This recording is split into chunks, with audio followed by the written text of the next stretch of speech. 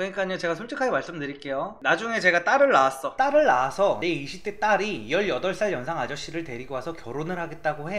안녕하세요. 눈에 넣어도 아프지 않은 예쁜 두 딸을 키우고 있는 40대 여성 구독자입니다. 얼마 전에 올리신 18살 연하 여성과 결혼한 심영탁을 쉴드 치면서 거기에 대해 안 좋은 시선을 보는 여성들을 조롱하는 영상을 봤습니다. 근데 아무리 같은 남자로서 쉴드를 쳐준다고 하지만 리섭님은 정말로 18살 차이가 나는 부부가 정상이라고 생각하세요? 리섭님은 만약에 본인의 20대 딸이 18살 연상 아저씨랑 결혼을 하겠다고 해도 진심으로 괜찮으실 것 같나요? 저는 아무리 리섭님이라고 해도 본인의 딸이 그런다고 하면 반대를 할 것이라고 확신합니다. 그게 부모의 마음이거든요. 이것만 솔직하게 말씀해 주시면 저는 여기에 대해서 토를 달지 않겠습니다.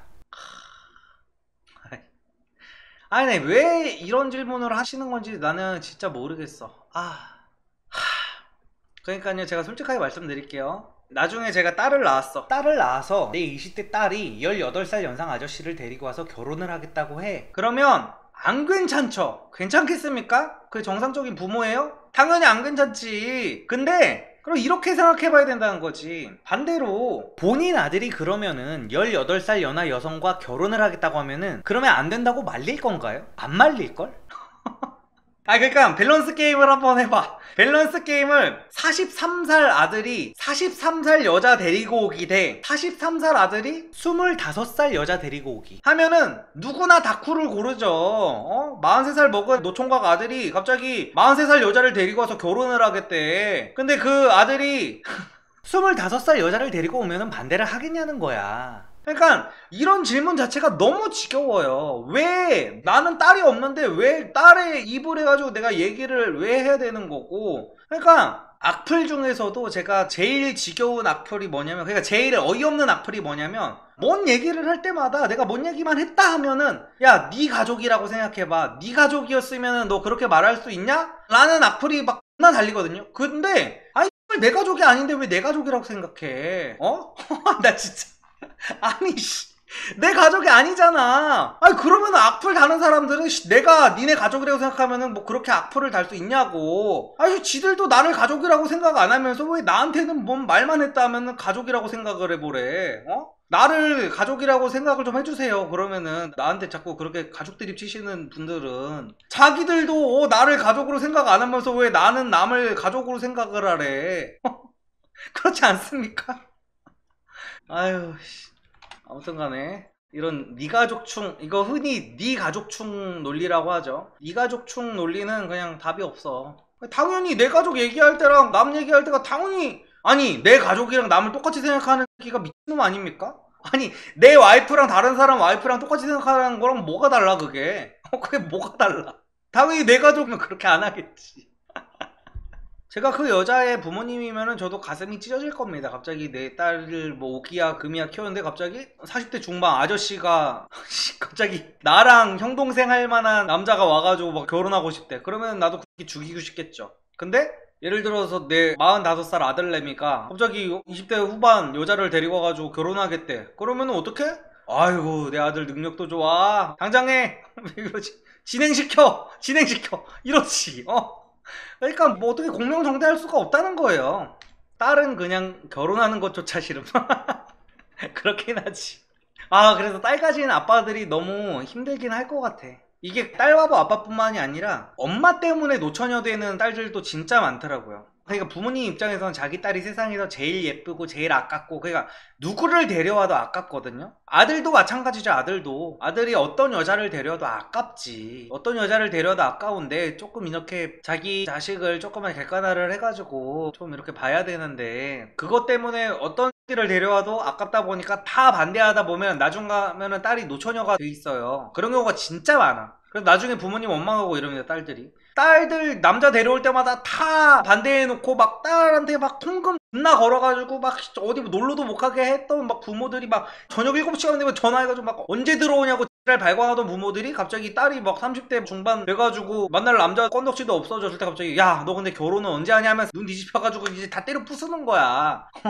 그러니까 저도 딸을 안 낳아가지고 이런 말을 쉽게 하는 걸 수도 있는데, 조금 이렇게 딸을 가지신 부모님들도 어느 정도 좀 내려놓을 수 있어야 됩니다. 딸이 어느 정도 대가리가 컸다 하고 이제 뭐 딸이 뭐 20대 후반을 넘어서 30대로 가고 있어. 그러면은 조금 친구들이랑 어디 펜션 놀러 간대. 그러면 알면서도 좀 눈 감아주고 그런 유도리가 필요해요.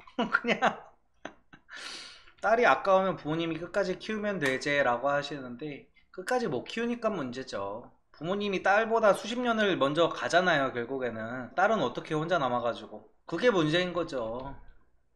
리섭님, 직업에 귀천이 있는지 없는지 너무너무너무 궁금합니다. 직업에 귀천이 있나요? 이거는 일단 사람의 가치관에 따라서 이거는 다 다르고요. 그리고 확실한 거는 그건 있어요. 직업에 천은 없어도 귀는 있습니다.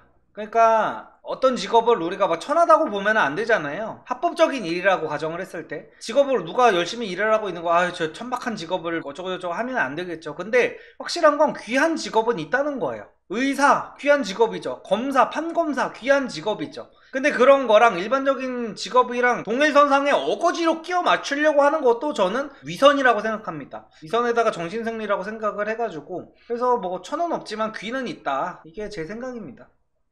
보통 오타쿠라고 하면 일본 애니에 빠져있는 찐따를 조롱하는 의미로 받아들여지는데요. 그런데 세상에는 축바, 아이돌바 등 다양한 분야에 빠져있거나 심하게 과몰입하는 사람들도 많이 있는데, 왜 유독 일본 애니에 빠져있는 오타쿠들만 더 집중적으로 조롱의 대상이 되고 찐따 취급을 받게 되는 건지에 대한 리섭님의 생각이 궁금합니다.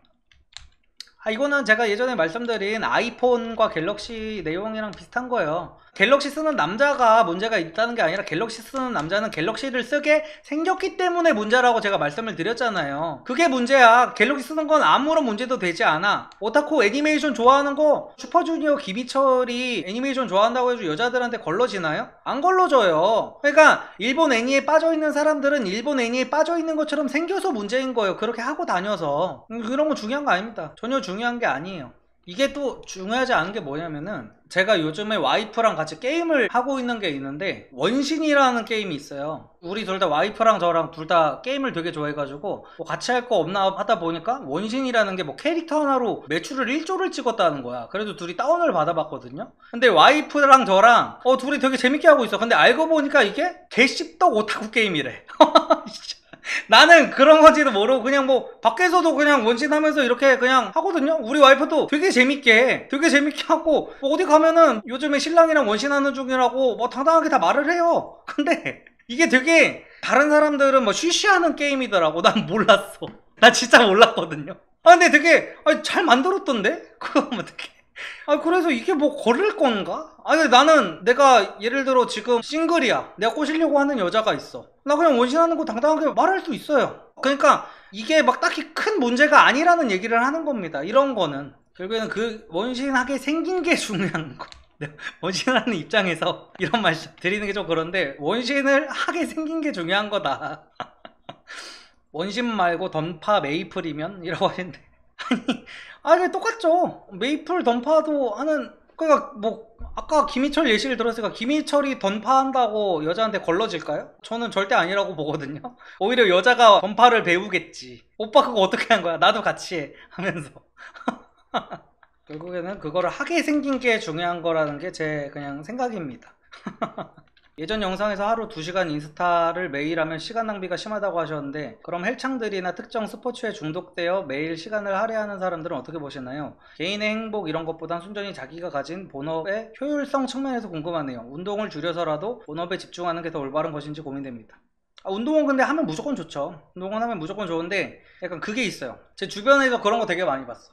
그러니까 그것만 조심하시면 돼요. 내 인생이 잘 안 풀릴 때 자기 취미생활에 너무 과몰입하는 사람들이 되게 많아. 옛날에도 보면은 내가 본업이 잘 안 풀리다 보니까 막 당구에 막 미친듯이 빠지고, 스타크래프트 같은 거에 막 미친듯이 빠져가지고 거기서 뭔가 성취를 얻는 거에 쾌감을 느끼는 사람들이 많은데, 그것만 조심하면 된다고 봅니다. 운동선수가 지금 본업이 아닌데 자꾸 막 본업이 잘 풀리지도 않는 상태에서 몸 만드는 거에 과도하게 집착하고 바디 프로필 찍는 거에 과도하게 집착하고, 저는 이런 거는 조금 위험하다고 봅니다. 어떠한 사업적인 아이디어를 냈을 때 그랬으면 이미 다른 사람들이 다 했을 것이다, 사람들이 안 하는 데에는 다 이유가 있다면서 부정적으로만 얘기를 하는 사람들은 조금의 의견도 참고할 필요 없이 아예 듣지 않아도 되는 것인지 궁금합니다 라고 하시는데, 제가 항상 하는 말이지만 누가 하는 말인지가 제일 중요한 겁니다. 누가 나랑 비슷비슷해. 월급 막 180, 200 받아. 뭐 180, 200 받는다고 해서 다 소리 한다는 건 아니에요. 근데 180, 200 받으면서 남이 뭔가 도전을 하고 뭘 한다는데 자꾸 부정적인 얘기만 해. 그런 애들이 하는 말은 걸러야 되죠. 근데 내가 되고 싶은 사람, 난 저 사람처럼 되고 싶고 저 사람처럼 살고 싶어, 그런 사람이 나한테 하는 조언은 받아들여도 됩니다. 그리고 뭔가를 진짜 실제로 되게 이뤘어, 사회적으로. 그런 사람이 이거는 시장성이 좋지 않다라고 하는 건 당연히 들어야 되는데, 뭔가 나랑 도찐 개찐인 사람이 내가 하는 것마다 다 태클 걸어, 그런 사람은 당연히 손절을 해야죠. 식당이나 빵집에서 직원이 맨발의 슬리퍼로 일하는 것에 대하여 의견이 많이 갈린다는 글을 본 적이 있습니다. 식당인데 위생적으로 너무 싫다 대 발로 빵 만드냐, 이 두 의견으로 나뉘는데 리성님은 어떻게 생각하시나요?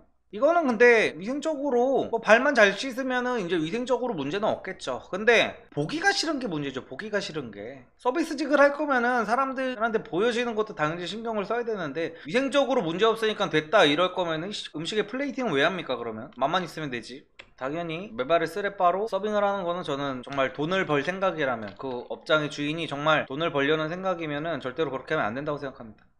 여자가 하소연을 하는데 누가 봐도 여자 잘못이면 어떻게 반응을 해야 하나요? 여자들은 편들어주기를 바라던데 무지성 공감과 편들어주기는 하면 안 되겠죠? 공감을 바라는 상황과 해결책을 바라는 상황이 따로 있는 건가요? 이럴 때마다 제 주관대로 솔직하게 해결책을 말하고 있는데 사회성 없는 찐따처럼 보일까봐 걱정입니다. 이거는 저는 약간 정해진 게 있어. 이건 남녀의 문제가 아니에요. 저는 어떤 사람이 하소연 같은 거를 하면은 이 사람이 나한테 정말 대놓고 해결책을, 솔루션을 물어보지 않는 이상은 아예 그냥 솔루션 제시를 안 해요. 내가 이거는 언젠가 깨달았어. 그러니까 남녀가 중요한 게 아니야. 대부분의 사람은 누구한테 고민 얘기하고 하소연을 할 때 정답을 바래서 얘기를 하는 게 아니라 그냥 얘기를 들어주는 것만 바라는 거더라고요. 결국에는 이게 남자는 뭐 이성적이고 뭐 여자 감정적이다 이거 아니야, 진짜로. 남들한테 고민하세요하고 이럴 때는 그냥 무조건 편들어주는 게 답이다라는 거를, 저는 저만의 또 이것도 생각일지 모르겠지만 저는 그렇게 합니다. 누가 얘기를 할 때 정말 나한테 물어보지 않으면, 나 어떻게 해야 될까라고 하지 않는 이상은 그냥 공감만 해줍니다. 우리나라 교육의 가장 큰 문제점이 뭐라고 생각하시나요? 저는 우리나라 교육에서 가장 큰 문제점이라기보다는 제 개인적으로 가장 빨리 고쳤으면 좋겠는 게 있어. 그러니까 뭐 수시나 수능이나 뭐 주입식 교육이 뭐 나쁘다 어쨌다 뭐 이런 걸 다 떠나서 저는 외래어 표기법부터 좀 빨리 고쳤으면 좋겠어요. 외래어 표기. 그러니까 외국어 공부를 할 때 제일 짜증나는 게 뭐냐면은, 요즘 애들은 이제 영어 유치원을 다녀서 요즘 교육은 어떻게 될지는 저는 정확하게는 모르지만, 내가 단어를 외울 때 단어를 결국 2번을 외워야 돼. 잘못된 그 외래어 표기법 때문에. 뭐냐면은 예를 들어서 우리는 어릴 때 모델이라고 MODEL을 보고 모델이라고 읽잖아요. 그렇게 배우잖아요, 우리가. 실제 남자 모델 여자 모델을 보면서 모델이다 막 이러잖아. 근데 그게 실제로 미국에서 발음하는 거는 다르잖아요. 마를이라고 그러잖아. 마를이라고. 그러니까 아무리 내가 어릴 때 막 모델, MODEL 모델 이렇게 외워도 외국인이 막상 그 단어를 쓰면 안 들려. 그래서 처음부터 다시 외워야 돼. 그게 너무 비효율적인 거야. 그렇지 않습니까? 나는 분명히 내가 외워왔던 발음이라든지 이게 있는데 외국인들이 쓰는 그 발음은 아예 다르다 보니까 처음부터 다시 해야 되는 거야, 결국에는. 그래가지고 너무 그게 비효율적이라고 생각을 합니다. 심지어 수능 공부할 때도, 듣기 평가할 때는 또 영어를 또 다시 외워야 돼요. 듣는 거랑 평소에 했던 거랑 또 달라가지고 그래서 이게 뭐 하는 짓거리인지 모르겠어. 그러니까 우리가 P 발음이랑 F 발음도 그냥 똑같은 피읍을 쓰잖아요. 근데 그러면 안 되잖아. R 발음이랑 L 발음도 좀 다르게 해야 되고 막 이런 건데 왜 그렇게 하는지 모르겠어. 그쵸? 밀크도 밀크라고 하면 절대로 못 알아듣죠. 그것부터 좀 이렇게 정규 교육 과정에서 고쳐야 된다고 생각합니다. 그러니까 우리나라 그 애엄마들이 다 영어 유치원은 기를 쓰고 보내려고 하는 거 아니야. 일단 어릴 적에 뭐 P 발음 F 발음 제대로 그거 모르고 막 이렇게 발음 같은 거 제대로 못 배우면 어릴 때 박혀진 게 너무 커가지고 커서도 그게 잘 안 된단 말이야. 그래서 어릴 때 그거를 하루빨리 좀 교육 과정이 바뀌었으면 좋겠습니다.